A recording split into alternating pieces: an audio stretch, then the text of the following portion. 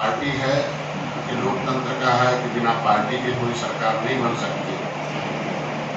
तो सरकार हमारी भारतीय जनता पार्टी के साथ चला रही है, तो इसलिए हम सरकार को धन्यवाद दूंगा कि सरकार ने ऐसी नीतियां बनाई, जन कल्याणकारी योजनाएं बनाई और 70 साल में पहली बार है कि जो हम संकल्प पत्र जारी किए थे भारतीय जनता पार्टी ने, उस संकल्प पत्र को हम ज्यादातर धरातल पर लाने में कामयाब हुए। उसमें कार्यकर्ताओं का, भारतीय जनता पार्टी के साथ पार्टी और आप मीडिया बंधुओं का भी बधाई, कम से कम जो सच्चाई आपने उजागर की। चाहे हम एक उपेक्षित समुदाय, मछुआ समुदाय को समझते रहे, जो हाशिए पर आता था, वोट के समय किसी नेता को कुर्ता पहना के लाया, विधायक बनाया, मंत्री बनाया, घुमाया, वोट ले लिया, ले जाने के बाद विधानसभा या लोकसभा पिछली सीट पर बैठा दिया, 5 साल बोलने नहीं दिया और उनके लिए कोई नीयत नहीं बनाई। नीयत सही नहीं थी, लेकिन आपकी कलम और आपकी ताकत और हमारे कार्यकर्ताओं के इस जो हमारा अभियान था 13 जनवरी 2013 को निषाद के लिए मैंने संकल्प लिया था, अपने वैभवशाली जीवन जीने की जो संन्यास लिया था कि नहीं, आज के बाद मैं जनता के बीच में जाऊंगा, इनकी दुख दर्द जो निर्बल है उन्हें सबल बनाने की कोशिश की। जो कभी भारत सोने की चिड़िया थी, विश्व गुरु थे, दुनिया के लोग हमसे पढ़ने सीखने आते थे, हम दुनिया को खिलाते दिलाते थे, फिर हम पावदान में निचले स्थान पर हैं, कैसे ऊपर आएंगे। उसमें बधाई दूंगा मोदी जी को, बधाई दूंगा इस देश की जनता को कि 70 साल बाद साथ दिया, ऐतिहासिक साथ दिया मोदी जी को, अमित शाह जी को, नड्डा साहब को और डॉक्टर संजय और योगी जी को। क्या अर्थव्यवस्था में हम 5वें नंबर पर हैं, G20 का नेतृत्व कर रहे हैं। हम आज के दिन में 20 अमीर देशों में आज के दिन में भारत एक पहचान बनाया है और हम ग्लोबल इन्वेस्टर समिट के उसमें हम दुनिया के लोगों को बुलाए और इस बस क्षेत्र में भी कम से कम कई हजार करोड़ लोगों को बुलाए। तो मैं, क्योंकि मैं मछुआ समुदाय से आता हूँ, ज्यादातर हमारे लोगों ने जय निषाद राज का नारा इसीलिए लगाया कि जय भीम के बदले इन्होंने दर्द पाया और जय समाज के बाद भी दर्द पाया और जय जवान जय किसान भी 70 साल से लगाए, उसके बदले भी दर्द पाया। लेकिन जय निषाद राज और जय श्री राम का नारा लगाने के बाद क्या पाया और क्या खोया था और क्या पाया, उसी के लिए हम यहाँ कार्यकर्ताओं की बैठक है।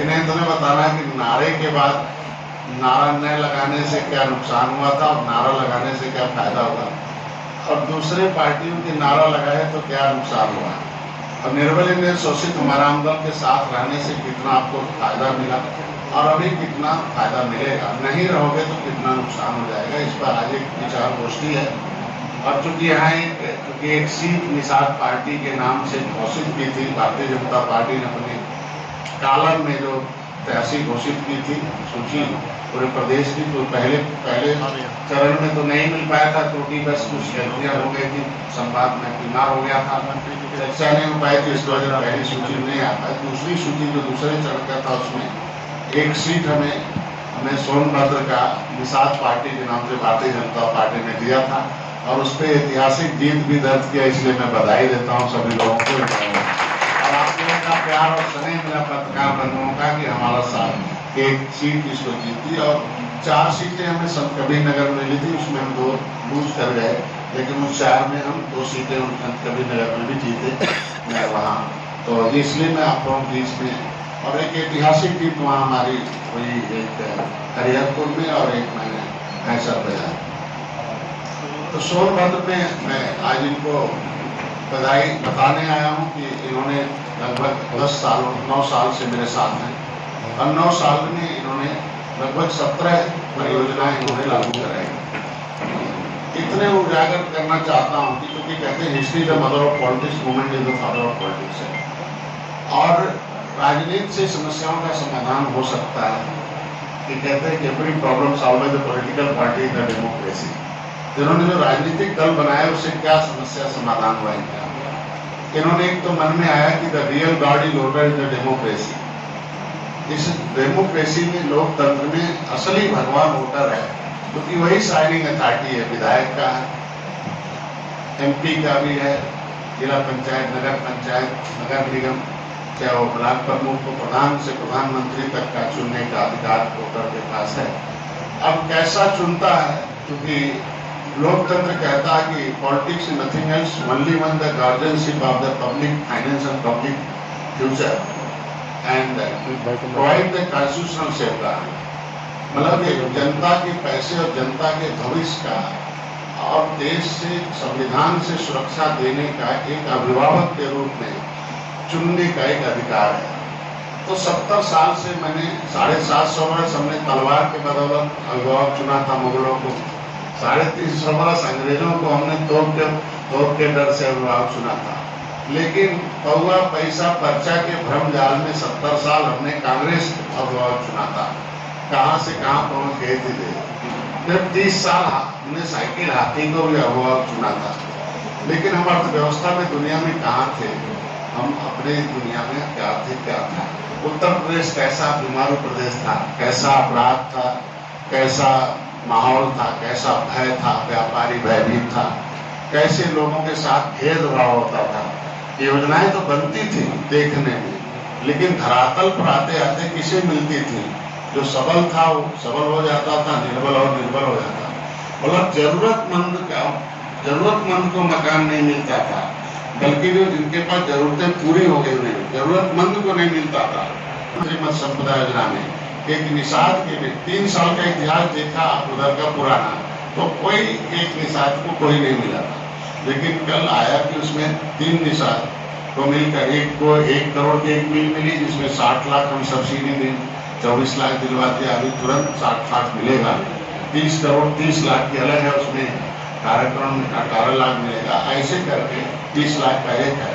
तो ऐसे में इनको मिलना शुरू हो गया। मतलब 15,000 लोगों को, 85,000 लोग फार्म डाले, 15,000 लोगों को मैं इस बार मुख्यमंत्री प्रधानमंत्री मत्स्य संपदा योजना के अनुसार मैं उन्हें लाभान्वित कर रहा हूँ।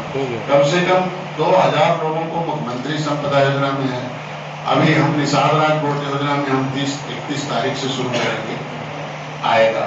फिर हम मछुआ कल्याण कोष की स्थापना कराएंगे। फिर इसमें शिक्षा से सभी समस्याओं के दरवाजे खुल जाते हैं, मतलब समस्याओं के समाधान होते हैं। तो शिक्षा से कोसों दूर रखा गया, मतलब जिसके पास पैसा और शिक्षा ले सकता था। इन्हें अंग्रेजों से लड़ने में आते अंग्रेजों ने उजाड़ा, पिछली सरकारों ने नहीं उजाड़ के रखा, नीतियों से उजाड़ दिया। इनके ताल घाट नदी सब ले लिया, रोजी रोटी छीन लिया। इनकी जो वर्ग 3 की जमीन, वर्ग 4 पर 5 इनके निषादों के नाम थी, बहुजन समाज पार्टी ने राज्य सरकार को दे दिया। तो ऐसे में इनको कहीं के नहीं छोड़ा था। मेरी सरकार ने पहली बार इनके लिए मछुआ कल्याण कोष की स्थापना कराई। उस मछुआ कल्याण कोष का गाँव, उसमें हम एक मैरिज हॉल देंगे।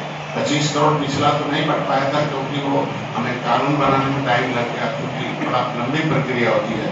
वो भी हमें मिल जाएगा और पूरा बजट में मिलेगा।